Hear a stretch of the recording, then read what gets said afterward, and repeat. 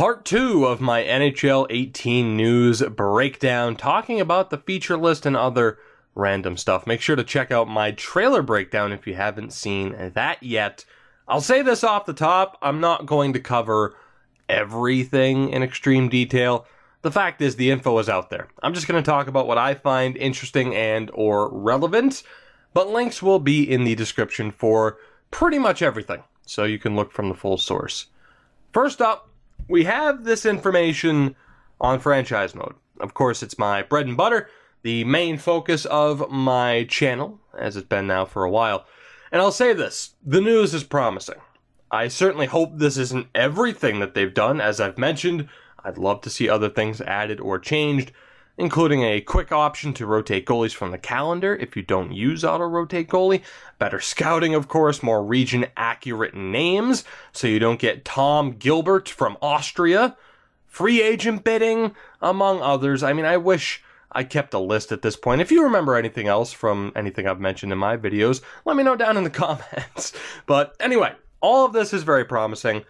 The expansion stuff in particular, we knew this was coming.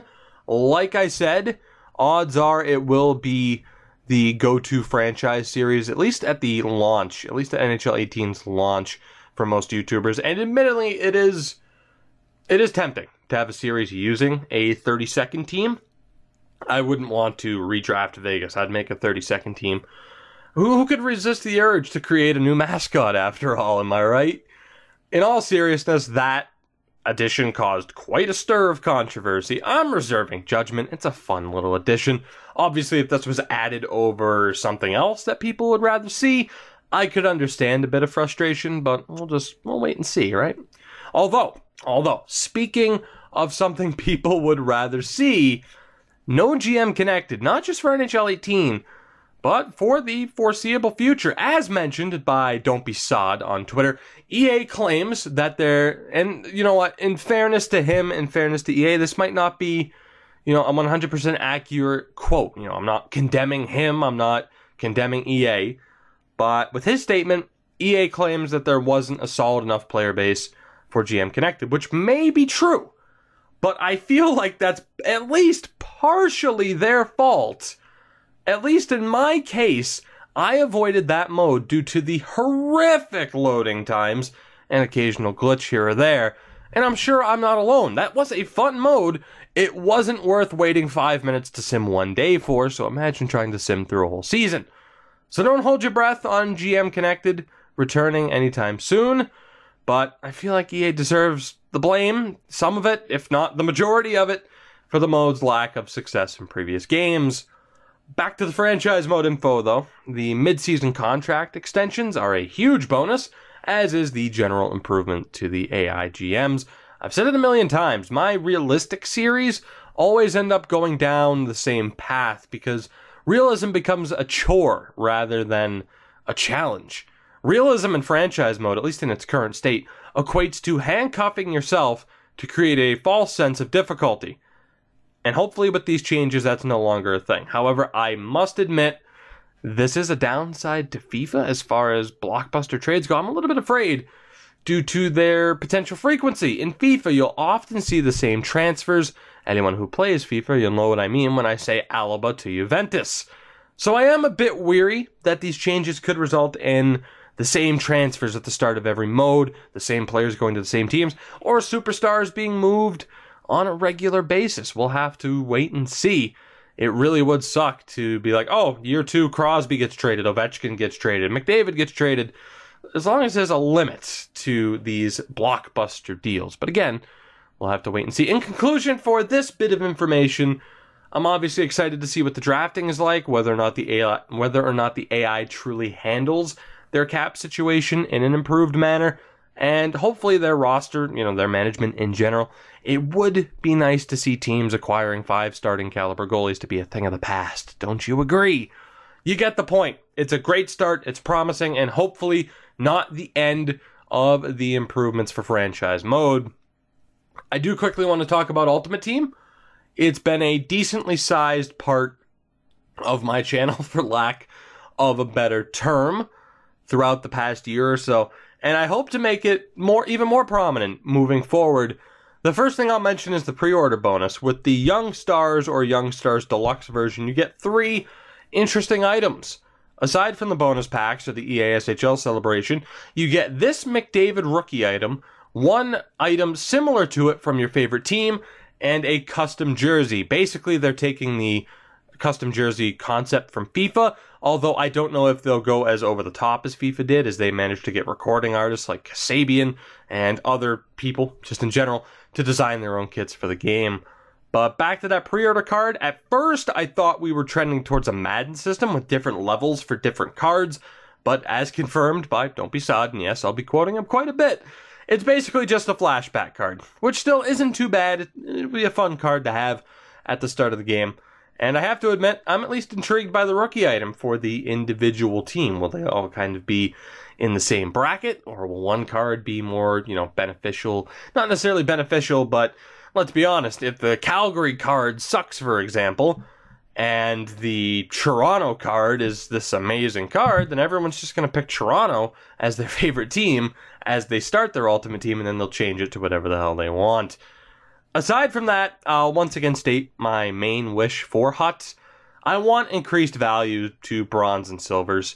Am I expecting a FIFA-like system with squad building challenges? No.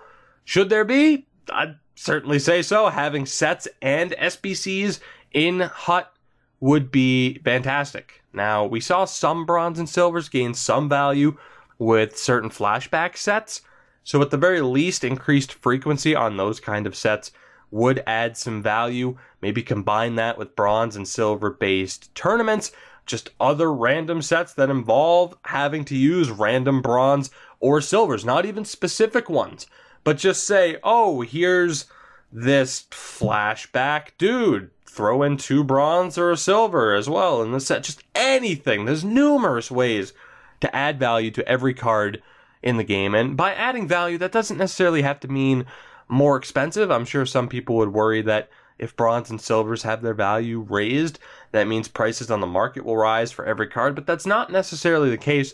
It's all in the execution and what and how you specifically add that value to those cards, whether it would be SBCs or other sets. And let's be honest, adding value to bronzes and silvers, that basically means they go from being absolutely worthless to being worth 200 coins. NHL 3s. Does it look fun? Yes. Is it something I'll be playing consistently? I can't say for sure at the moment. Now, there are 2 different versions of this mode, an offline campaign and an EA SHL version. So for EA SHL this year, basically you have the normal mode that we've always had, or not always had, but you get my point, and an NHL 3s version, which is pretty cool. I just can't say for sure if this game mode's for me. I mean, it is basically an arcade-style mode. I can't wait to get my hands on the beta to find out. Just the visuals of the game mode alone have me intrigued. And the offline campaign could be where the mode and the game in general really shines, with its own progression system, getting new jerseys, new teammates. Again, I'm intrigued, and I can't wait to see and hear more about this mode as we get closer to release day. I will say, though, some people are already complaining that we have this rather than a story mode like FIFA's had for a year now, and as Madden happens to be adding to their game this year. Both games have switched over to the Frostbite engine. In time, I'm alright with EA... it's tough. I'm alright with EA not jumping to the Frostbite engine for NHL 18. I'm alright with them not having a story mode this year. Next year is a different story, though. For NHL 19, they need to make the jump, and I don't know if that's in the plans. But they need to make the jump to Frostbite. They need to have a story mode. You know, even if you don't jump to Frostbite, there needs to be a story mode. And I don't believe that's possible on the current engine. I believe that's mainly the reason why FIFA and Madden both switched to Frostbite. I mean, even if you use Be A Pro in its current state as a base, just something. The NHL franchise cannot afford to fall 3 years behind FIFA. You know, if you consider NHL 19, that would be the 3rd year of the journey and the 2nd year of Madden story mode, let alone any longer than NHL 19. You can't afford to wait. As it is, NBA Live a franchise which has come back from the dead how many times now? I don't even know if you can say it's officially undead at this point. It might still be dead. They plan on having a story mode in their game. How does NBA Live have it before the NHL series? It's all right for this year. It needs to be in next year. I do want to move to the gameplay, highlighted by the new attacking options and the defensive skill stick. You can read the description for the images I have on screen. It all sounds promising. The new and creative attacking options are absolutely a plus, as long as the ability to counter them is just as effective. And I will admit, with the defensive skill stick targeting poke checks, does sound incredibly promising. It should take skill to pull off these moves, obviously, and it should take skill to counter them. I'm not saying that someone should have to play 35 hours to understand how the game mechanics work, but there does need to be a learning curve, even if it's slight. Hopefully the game has that proper balance for both sides of the puck. I will use FIFA again as an example. You can do really well without learning the ins and outs of the game. But if you take the time to learn those extra, tricks, the triple tap cross, too many T's, the face-up dribbling, more advanced skill moves, you can do that much better.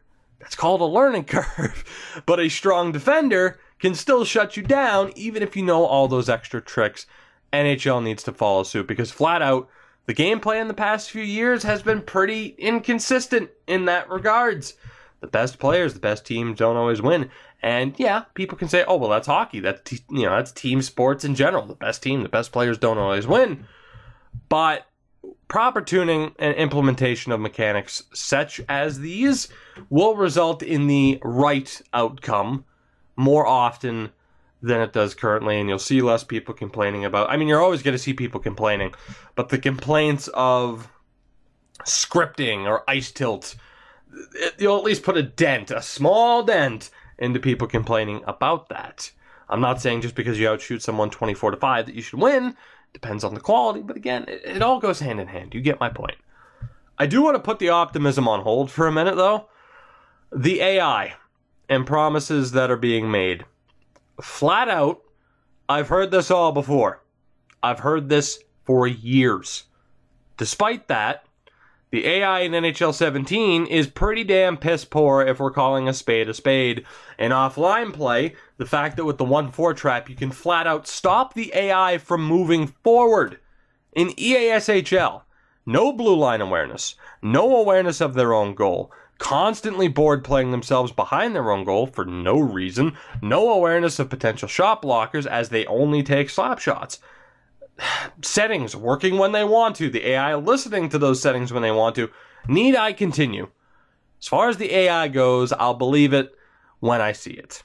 Flat out. And if some people feel the need to comment, oh, well, if you just played sixes and didn't have the AI, it wouldn't be a matter, it wouldn't be a problem. Yeah, because everybody has numerous people on their team that can be on every time to make sure that you're always playing sixes. Yes, that's a thing. Another side note, as we get towards the end of this here, I mentioned last year with the improved skill trainer that it would be nice to see an even further improved tutorial system in the game, and the announcement of the hockey training camp is just that, so bravo to EA for that. You also have this matchup screen, which looks nice, so there's that. Overall, like I mentioned on Twitter, and you really should be following me, at Tuki24 by the way, cheap plug, I am cautiously optimistic. Typically, I feel like the beta is the best time for the new game. I've felt that way for the past 3 years or so. Unfortunately, within the first update or two, things with the gameplay always seem to take a turn for the worst. Whether that's just they're listening to the wrong people on feedback, I don't know. I want to be excited for this game. I am excited for this game. But I'm worried that we'll go down the same path of meh.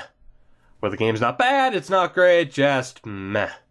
I want my optimism and true enjoyment of the game to last more than just a few weeks. There's reason to be optimistic. Yes, we're in the same spot yearly where there's so much potential for the game and for the franchise as a whole, and it's just a matter of whether or not EA hits the right notes. We're in that same spot, but man, right now, Hell, you have people talking about esports potential due to NHL 3s. Which, by the way, I think we're getting a little bit ahead of ourselves, don't you think? Without having played the mode myself, I guess that there is still a chance.